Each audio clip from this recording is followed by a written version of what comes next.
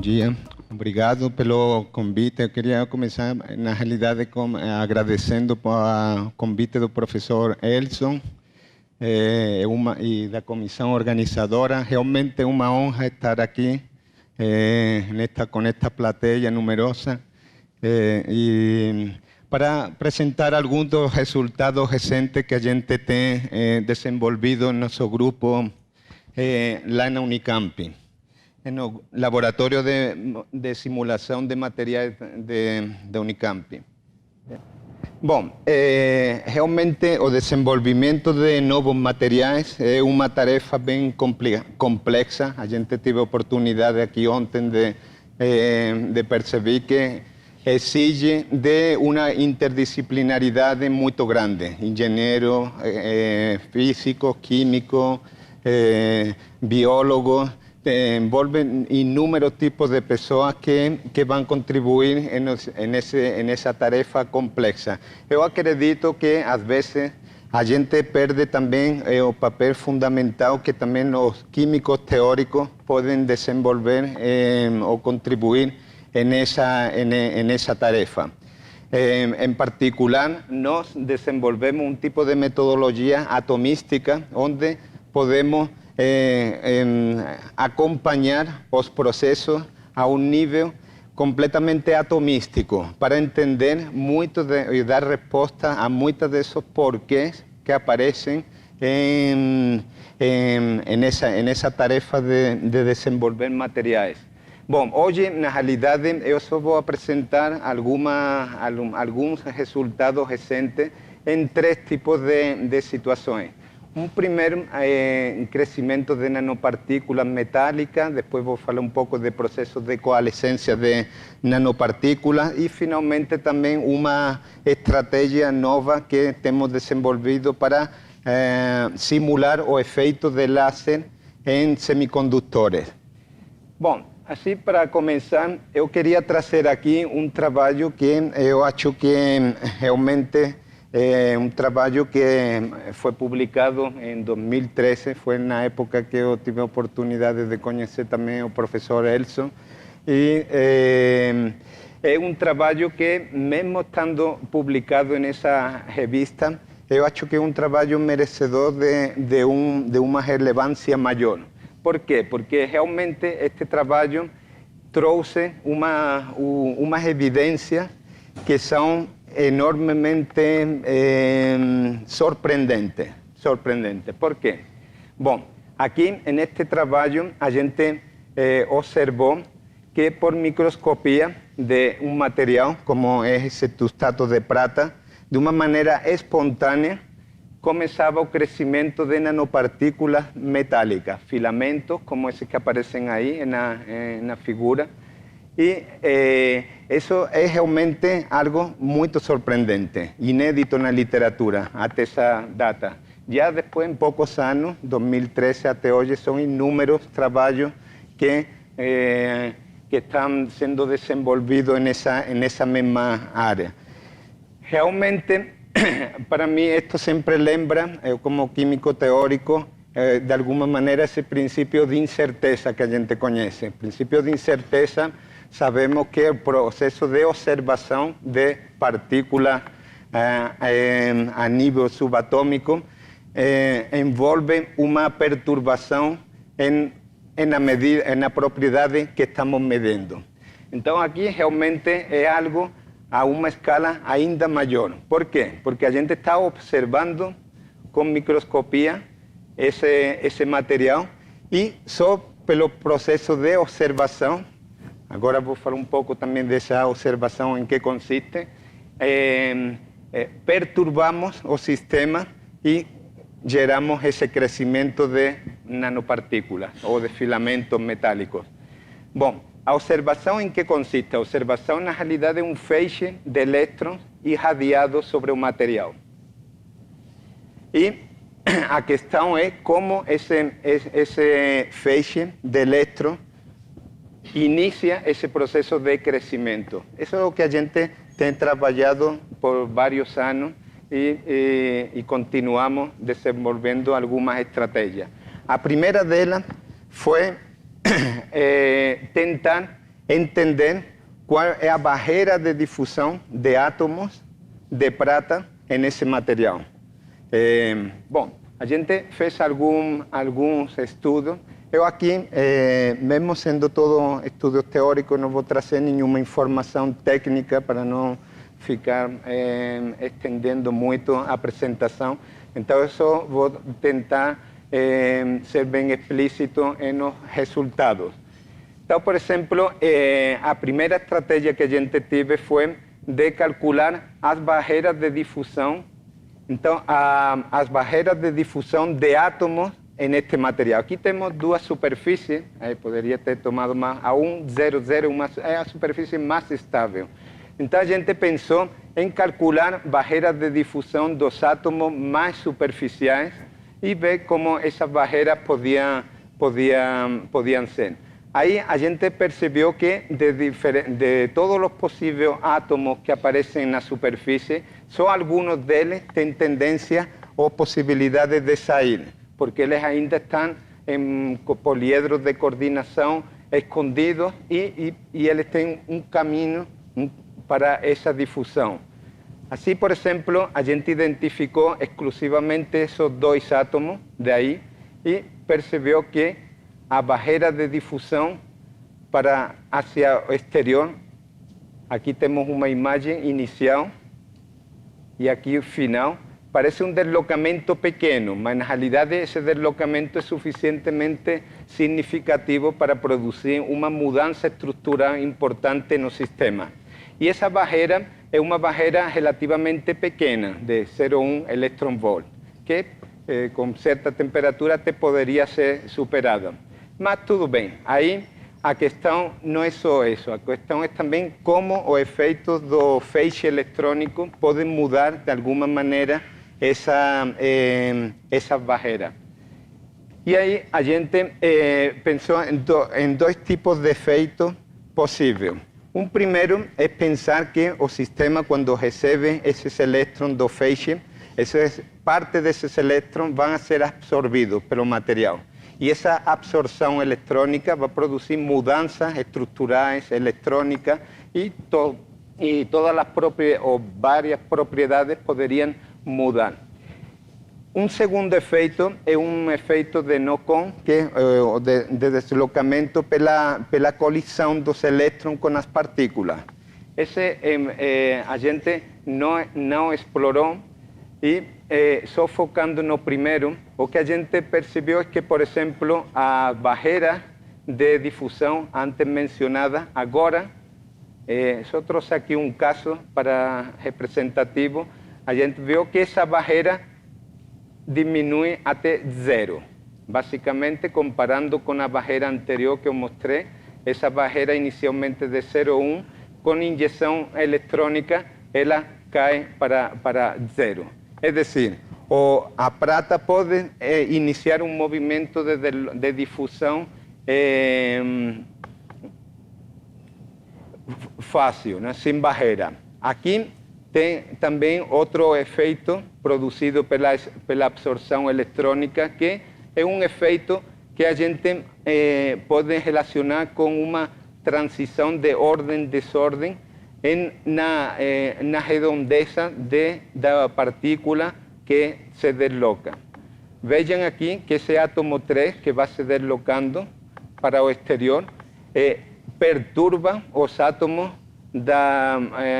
vizinhos, que sofrem um processo de desordem em comparação com a situação inicial. Esse é um segundo efeito provocado pela injeção eletrônica. A gente fez também estudo em outros materiais similares, onde também existe esse crescimento de nanopartículas de prata, e também em um sistema BIOX com diferentes halogênios, mas eu aqui vou só considerar também uma nova estratégia que a gente está aplicando, e vou colocar como exemplo o fosfato de prata. Bom, para começar de novo, esse fosfato de prata, diferentemente do tungsteno anteriormente mostrado, tem uma estrutura algo más regular. Cuando a gente compara la superficie más estable de ese material, a gente vê que os átomos de prata da superfície estão muito expostos. Eles apresentam já uma exposição ao meio muito grande, quando a gente relaxa essa estrutura. E aí aparece algo interessante, que é que se a gente tentasse calcular essas barreiras de difusão, realmente não teria como, porque as pratas já estão completamente fora. Mas vejam também uma informação que eu queria trazer aqui, que se comparamos essas três superfícies, a densidade de átomos de prata expostos é maior na superfície do meio, a 1,0. Esta superfície tem uma densidade de átomos superficiais de aproximadamente 12 átomos por cada nanômetro quadrado de área, comparativamente com as outras, que é aproximadamente de 9. Um segundo destaque é a coordenação apresentada pelos átomos dessa superfície. Essa superfície tem poliedros de coordenação 2 e 3, enquanto que as outras 4 e 5. Bom, a estratégia que a gente seguiu aqui é uma estratégia diferente à anteriormente mencionada, consistente em dinâmica molecular quântica. As simulações de dinâmica molecular quântica são simulações extremamente costosas, desde um ponto de vista computacional. Eu estava pensando até na época que eu fazia doutorado, a gente trabalhava com sistemas aproximadamente de menos de 1000 partículas para fazer esse tipo de simulações, só que com potenciais campos de força clássicos, que não envolvem a presença de elétrons.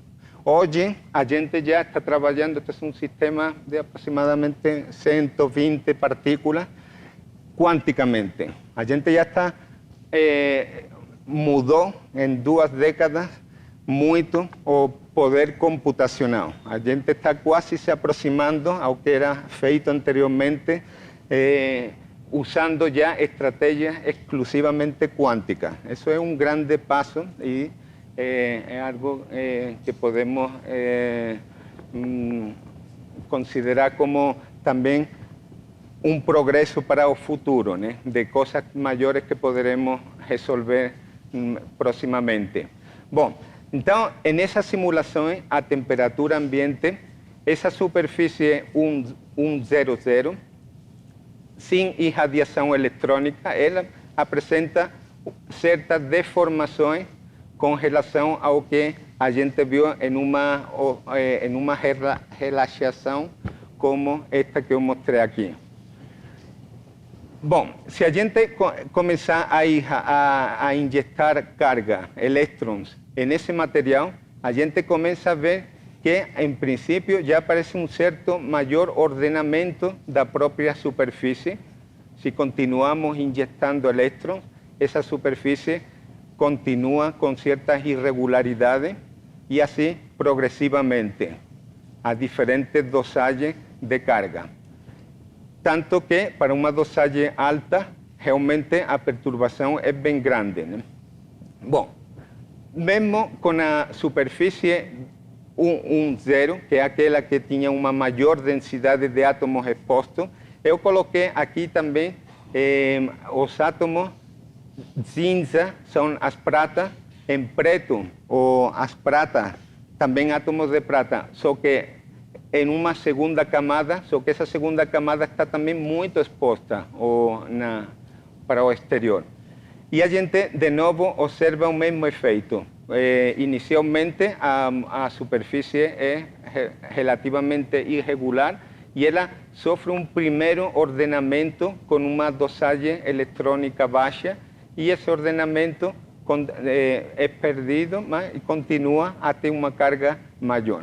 Bom, se eu indo assim um pouco mais rápido, com a 111, temos também um efeito parecido, mas que informações podemos tirar daqui?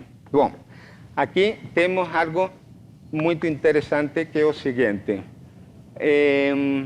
Aqui, en este gráfico, están representados lo que sería la carga efectiva desses átomos de prata expostos para cada uma da superfície. E o que a gente pode observar? Para cada átomo de prata que estão aqui, de 12, aqui até 18, até 22, a gente observa que a carga inicial na superfície 100 e 111, que eram aquelas que tinham um maior número de coordenação, tem uma carga maior, efectiva maior. Uma carga prata catiônica seria para ser uma carga mais 1 aproximadamente. Aqui está aproximadamente 0,8, 0,9, 0,7. E essa carga vai diminuindo à medida que os átomos absorvem carga. Só que se a gente perceber a diferença entre a superfície, na superfície 110, a carga inicial era relativamente mais baixa, em torno de 0,5. E muito rapidamente as pratas se reduzem muito mais. Tanto que aqui a gente não colocou com 32 elétrons porque as pratas estavam completamente reduzidas. É decir, a gente, para uma dosagem alta de elétrons, as pratas estão completamente metalizadas, tem um comportamento metálico. Bom, isso em relação aos átomos da superfície. O que acontece no interior do sistema? Podemos visualizar algum tipo de efeito pela irradiação desse material? Certamente podemos. Analisando o interior desses materiais, por exemplo, destacamos que aparecem deslocamentos significativos em diferentes tipos de átomos. Eu aqui estou colocando só um exemplo para só ilustrar o que eu quero dizer. Aqui um átomo de prata em azul, destacado, como em um evento rápido ele consegue difundir a uma posição relativamente longe de vários angstroms em um período de tempo muito curto. Outro efeito muito surpreendente é o seguinte: a gente encontrou processos de dimerização e até de clusterização de números maiores de prata. Pratas que estavam longe, aqui este seria um gráfico onde represento um caso específico de dois átomos de prata que estavam inicialmente numa distância de 5 angstroms, eles se aproximam até uma distância típica de uma ligação metálica prata-prata de 2,7 angstroms. Esse tipo de evento acontece no interior de qualquer um dos sistemas indicados. E mais outro destaque que a gente conseguiu analisar foi a formação de oxigênio molecular. Então, o que a gente tem? Resumindo tudo isso, a gente tem um feixe de elétrons, parte desses elétrons vão ser absorvidos pelo material, átomos de prata expostos fundamentalmente na superfície 110, que tem uma maior densidade de prata, vão formar rapidamente partículas de prata metálica na superfície, e em todos os sistemas no interior existirão processos de difusão, de deslocamento de prata, reduzindo-se para formar também dímeros, trímeros e outro tipo de nanopartículas que poderão eventualmente também difundir ao exterior. E todo isso acompanhado, claro, com a perda de oxigênio molecular da rede. Bom, esse é um primeiro tópico que eu queria destacar aqui. Um segundo tópico, um pouco rápido também, para não esgotar o tempo, é relacionado com um processo paralelo que acontece quando a nanoestruturas são crescidas nesse substrato de prata. Também vejam este substrato de prata já com esses nanofilamentos crescidos, mas fazendo um zoom de um desfilamento, a gente observa a presença de manchas que correspondem a nanoclústeres. Esses nanoclústeres de prata podem eventualmente sofrer diferentes tipos de processos de afastamento ou de coalescência. Já foi proposta também uma teoria na qual o feixe eletrônico pode induzir uma polarização da carga, o que seria uma ressonância de plasma de superfície, formando um nanodipolo. As partículas, com esse nanodipolo, podem sofrer processos de aproximação e coalescência quando estão convenientemente orientados, ou de afastamento, no caso contrário. Assim, realizamos ao longo de vários anos diferentes tipos de simulações com nanopartículas de vários tipos de características, mudando tamanhos de nanopartículas, menores con menores, menor con mayor, mayor con mayor, partículas organizadas, desorganizadas. Todos esos procesos fueron estudiados y especificamente a gente também analisa o que acontece na região de contato, que tipo de defeitos, falhas aparecem, como eles são reorganizados, etc. Isso foi também parte de trabalho em 2017, só que mais recentemente a gente teve a oportunidade de dispor de experimento onde foi possível destacar com clareza estrutura, processo de coalescência de duas partículas com uma grande resolução. Então a gente experimentalmente conseguiram destacar regiões importantes nesse processo de coalescência e a gente fez simulações construindo partículas exatamente iguais que aquelas observadas experimentalmente. Assim, as simulações mostraram vários pontos. Aqui, só destacar, estas simulações já não são simulações quânticas como as anteriores. Aqui a gente faz umas simulações, vamos chamar de semiclássicas. Por quê? Porque a gente usa um campo de força que representa esses átomos e reproduz bem o que seria a estrutura de nanopartículas de prata e como elas são reconstruídas em diferentes ambientes. Bom, nestas simulações, a primeira coisa que a gente observou na parte superior são exatamente a mesma sequência, só com diferentes representações. Esta representação de cima dá para perceber melhor os planos expostos, enquanto que a segunda representação indica o tipo de estrutura que apresenta cada tipo de átomo. Em particular, em verde é a organização típica da prata, em cinza são regiões desorganizadas e em vermelho são falhas estruturais. Então a gente vê que em primeiro momento de contato existe processo de coalescência onde a gente pode destacar que existe uma rotação da nanopartícula. Seguidamente é formada uma região de contato amorfa ou desorganizada que ao longo do processo termina reconstruindo-se. E uma falha mecânica estrutural inicialmente presente na nanopartícula termina se propagando nesse período.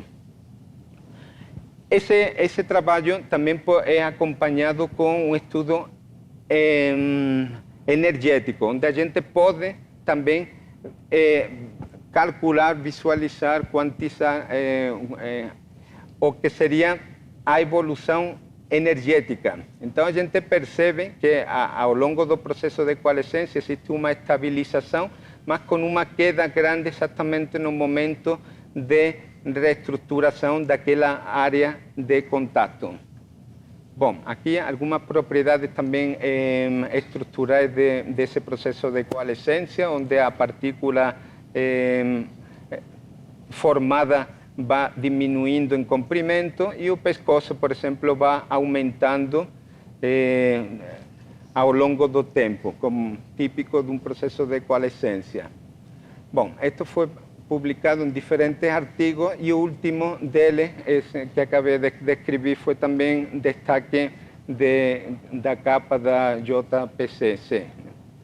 Bom, acho que eu já não tenho mais tempo, eu acho que vou ter que... só umas palavrinhas sobre o último que a gente está desenvolvido, que é uma estratégia também computacional para simular o efeito do láser em este tipo de semicondutores. Em particular, a gente trabalhou sobre este fosfeto de índio, onde também a irradiação por laser, não por elétrons, produz também crescimento de nanopartículas de índio metálico. Então, a gente propôs uma estratégia computacional onde podemos descrever a ocupação eletrônica a partir de um parâmetro que chamamos de temperatura eletrônica, que estaria relacionado com a potência do laser, né? Então, bom, a gente, só para finalizar esta parte, também a partir desse modelo, a gente pode visualizar, encontrar temperaturas eletrônicas críticas, onde existe uma mudança estrutural e eletrônica no material. Assim, a gente encontrou, por exemplo, que para esse material, a partir aproximadamente de 1 electron-volt dessa temperatura, existe uma mudança muito grande nas propriedades estruturais e também em lo que seria a parte eletrônica, correspondente a uma transferência de carga desde o fosfeto até o índio, com a conseguinte redução do índio para formar esse índio metálico. Bom, não tenho mais tempo para falar disso. Eu só finalizar agradecendo também a colaboração de todas as pessoas que contribuíram aqui e também, em primeiro lugar, dedicar esta apresentação de novo ao professor Elson, que foi o impulsor, quem sugeriu e sempre ficou muito próximo deste trabalho. O professor Juan Andrés, também da Espanha, e o professor Edison, com quem tenho já uma colaboração de muito tempo, e aqui o professor Giovanni, que desenvolveu esses cálculos das simulações da coalescência das nanopartículas, Cabral, que foi quem desenvolveu também na parte do laser, os experimentalistas, e não vou finalizar também sem agradecer a colaboração de todos os membros de nosso grupo, né? Em particular aqui um destaque para o André, que é quem está trabalhando, está aqui presente na plateia também, e trabalhou nas simulações da dinâmica molecular da saída da prata, que eu mostrei anteriormente do fosfato. E só finalizando também com um convite aqui para aqui que tem uma grande plateia também de jovens pesquisadores para participar deste evento, SBPMAT, e do simpósio que a gente está organizando, e que não é um simpósio teórico, é um simpósio, na realidade, com o objetivo de juntar teóricos e experimentalistas para trazer essa discussão que é tão importante. Não existe avanço nas simulações computacionais sem a participação ativa dos experimentalistas e vice-versa, né? E obrigado a todos pela atenção.